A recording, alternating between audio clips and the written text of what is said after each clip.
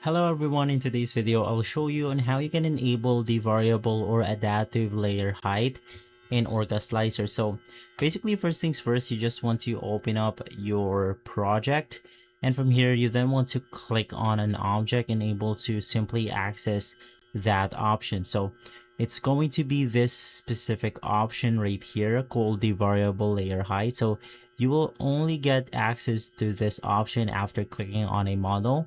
Let's click on this option right here, and right after we can enable the variable layer height for this specific model. But of course, if you want to apply it to every one of your models, it's totally fine. In here, let's go ahead and edit out the radius.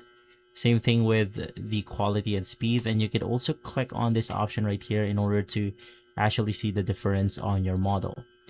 And so right after, you have successfully enabled the variable layer height on your project. And so guys, if this video has been helpful, leave a like, subscribe, and follow us for more videos like this. Thanks for watching.